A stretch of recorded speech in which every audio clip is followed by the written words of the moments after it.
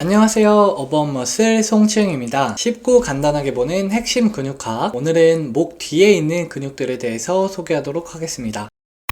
뒷목에는 여러 개의 근육들이 층을 이루고 있습니다. 먼저 가장 얕은 층에는 등세모근과 널판근이 있습니다. 그리고 중간층에는 머리 반가시근과 목 반가시근이 있습니다. 지금 그림에는 얕은 층에 있는 등세모근과 널판근 그리고 중간층에 있는 반가시근이 나와 있습니다. 이러한 근육들을 걷어내게 되면 깊은 층에 뭇갈래근과 불림근이 있습니다. 얕은 층에 있는 등세모근과 널판근들은 이전에 다루었기 때문에 넘어가도록 하겠습니다. 그럼 중간에 있는 반가시근들에 대해서 보겠습니다. 먼저 머리에 붙는 머리 반가시근은 위 목덜미선과 아래 목덜미선 사이에서 시작해서 경추 4번에서 7번, 흉추 1번에서 6번까지의 가로돌기에 부착하게 됩니다. 우측 상단에 나오는 그림은 뒤통수에 부착하는 근육들입니다. 머리 반가시근은 등세모근의 바로 안쪽에 붙어있게 됩니다. 목 반가시근의 경우에는 경추 2번에서 5번까지의 가시돌기에서 시작해서 흉추 1번에서 5번까지의 가로돌기에 부착하게 됩니다. 하지만 이 두 근육은 서로 뚜렷하게 나뉘지는 않고 부착 부위에서 알 수 있듯이 정지점을 흉추에서 공유하고 있습니다. 그림에서 보시면 반가시근과 목 반가시근은 서로 구분하지는 않습니다. 다만 목 반가시근이 조금 더 심부에 있을 뿐 구분하기는 어렵습니다. 다음은 뭇갈래근, 다혈근입니다. 뭇갈래근은 경추 2번에서 5번까지의 가시돌기에서 시작해서 2개에서 5개 밑에 레벨의 가로돌기에 부착하게 됩니다. 예를 들어서 2번 경추 가시돌기에서 시작한 뭇갈래근은 4번에서 7번까지의 경추 가로돌기에 끝나게 됩니다. 이렇게 갈래가 여러 개다 해서 이 근육의 이름은 뭇갈래근입니다. 다음은 기능입니다. 먼저 머리 반 가시근의 기능부터 살펴보겠습니다. 머리 반 가시근은 뒤통수에서 시작해서 하부 경추와 상부 흉추에 부착하기 때문에 척추가 고정되어 있을 때 머리를 펴는 역할을 하게 됩니다. 두 번째 기능은 항중력 작용입니다. 머리를 중력에 대항해서 들고 있는 것인데 사실 여기 그림에 있는 자세보다 우리가 평소 고개를 숙이고 핸드폰을 볼 때 더 활성화됩니다. 세 번째 기능은 가쪽 굽힘입니다. 이 반가시근이 머리를 강하게 가쪽 굽힘 시키지는 않지만 우리가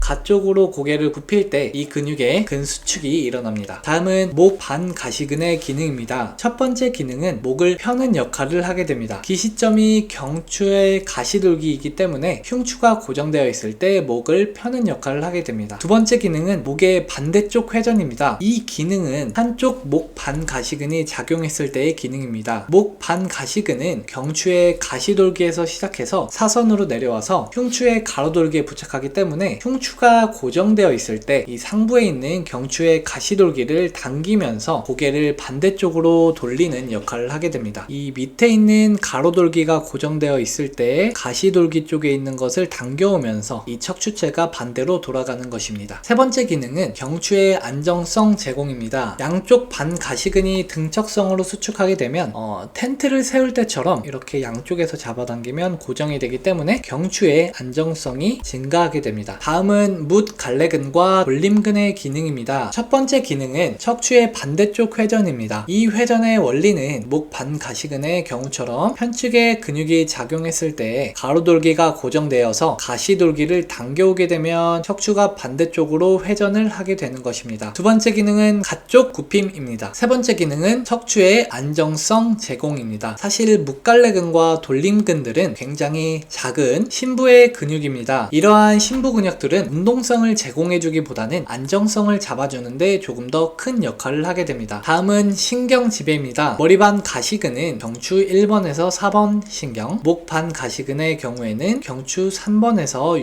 6번까지의 신경에 의해 지배받습니다. 경추 2번에서 4번까지 나오는 신경이 합쳐지면서 뒤통수로 올라가는 신경이 있습니다. 바로 대후두 신경입니다. 이 신경 또한 머리 반가시근의 가지를 치면서 운동신경을 제공하게 됩니다. 이 대후두 신경은 90%의 사람에게서 반가시근을 관통해서 지나게 되는데 때문에 머리 반가시근의 팽팽함이나 통증 유발점은 이 대후두 신경을 압박해서 뒤통수가 무감각하거나 바늘로 찌르는 듯한 통증을 유발할 수 있습니다. 이 신경은 또한 등세모근을 뚫고 지나는 경우도 있습니다. 그 비율은 45% 정도입니다. 때문에 증상이 나타날 때 잘 구분해서 치료해야 합니다. 혈액 공급은 척추동맥, 심부경추동맥, 후두동맥에 의해서 받고 있습니다. 다음은 연관통 및 증상입니다. 먼저 통증 유발점 1번의 경우에는 가장 아래에 있습니다. 경추 4번에서 5번 정도 레벨에 위치한 이 통증 유발점은 묵갈래근의 통증 유발점입니다. 이 통증 유발점이 활성화되었을 때 특징은 후두와 부위의 통증과 목 아래쪽 어깨뼈 상부의 통증을 유발할 수 있습니다. 이러한 통증 패턴은 앞서 나왔던 목 널판근과 그리고 앞으로 나올 어깨 올림근의 통증 유발점의 증상과 유사하니 기억해 주시는 것이 좋습니다. 다음은 통증 유발점 2번입니다. 경추 2번, 3번 정도 레벨에서 만져지는 이 통증 유발점은 반가시근입니다. 이 통증 유발점이 활성화되면 뒤통수의 통증을 유발하게 됩니다. 이 통증 양상은 아까 말씀드렸던 대후두신경과 관련됩니다. 통증 유발점 3번은 머리반 가시근의 통증 유발점입니다. 이 통증 유발점이 활성화되면 머리에 띠를 두른 듯한 통증이 나타나게 됩니다. 이 통증 양상은 머리 널판근의 통증 유발점이 활성화되었을 때와 유사한 통증을 유발합니다. 통증 유발점의 활성화 및 지속화 요인입니다. 먼저 첫 번째 요인은 자세입니다. 전방머리 자세나 고개를 숙이고 핸드폰을 오래 보는 자세는 반가시근의 지속적인 활성화를 유발해서 통증 유발점이 활성화될 수 있습니다. 두 번째 요인은 교통사고입니다. 보통 채찍질 손상이라고 생각하시면 됩니다. 갑작스럽게 목이 젖혔다가 앞으로 숙여질 때 이 반가시근이 늘어나면서 문제가 생길 수 있습니다. 세 번째 요인은 지속적으로 턱을 괴고 엎드려 누웠을 때입니다. 사진에서와 같이 엎드려 누웠을 때 우리 후경부, 뒷목에 있는 근육들은 단축되게 됩니다. 장시간 지속되게 되면 통증 유발점을 활성화시킬 수 있습니다. 네, 그럼 오늘은 여기까지 하겠습니다. 감사합니다. 오늘도 시청해주셔서 감사합니다. 구독과 좋아요는 더 나은 해부학 컨텐츠를 제작하는 데 큰 힘이 됩니다.